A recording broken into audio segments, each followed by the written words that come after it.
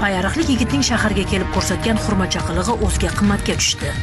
Kuni kecha ijtimoiy tarmoqlarda yigit qizni kuch ishlatib avtomashinaga o'tirishga majburlagani aks etgan videolar tarqalib, keng muhokamalarga sabab bo'ldi. Ma'lum bo'lishicha, ushbu holat Samarqand shahrida yuz bergan. Yigitning bu qilmishiga sudda qonuniy chora ko'rildi. Payariqlik yigitning shaharga kelib ko'rsatgan xurmachaqilig'i o'ziga qimmatga tushdi. Samarqand shahri qoq markazida u bilan sodir bo'lgan noxush holat ijtimoiy tarmoqlarda katta shov-shuvlarga sabab bo'ldi. U oldindan o'ziga tanish bo'lgan qiz bilan jamoatchilik oldida tortishgan. Videoda esa qizga zo'rlik ishlatib mashinaga olib chiqishga uringani. Atrofdagilar esa ularning tortishuviga aralashib, tinchlantirishga harakat qilgani aks etgan. Odamlar ko'z o'ngida sodir bo'lgan holat jiddiy muhokamalarga sabab bo'ldi. Shu yaxshi ko'rgan qizim, gaplashib yuramiz.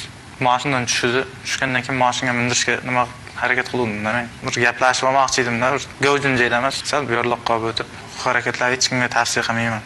Kechirishlarni so'rayman. O'sha kuni ozgina kelishmay qoldik. Birdan bo'lib ketdi-da hammasi.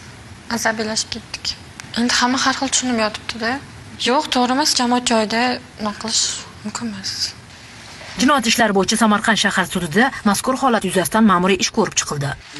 Sudda yigitcha qiz o'zining tumandoshi ekanini, ular unashtirilganini aytdi. Shahardagi oliygohlarning birida birinchi bosqich talabasi ekanini aytayotgan 17 yoshli qiz sudda hali unashtirilmaganini ma'lum qildi. Voqea yuz bergan hududdagi mahalla profilaktika inspektori bu holatni jamoat tartibini buzish sifatida baholadi. Tergov sudyasi Akmal Alimov dalillarni tahlil qildi, ish yuzasidan yakuniy qarorni e'lon qildi. O'zbekiston Respublikasi Ma'muriy javobgarlik to'g'risidagi kodeksning 183-moddasida ko'rsatilgan ma'muriy huquqbuzarlikni sodir etgan deb topilsin.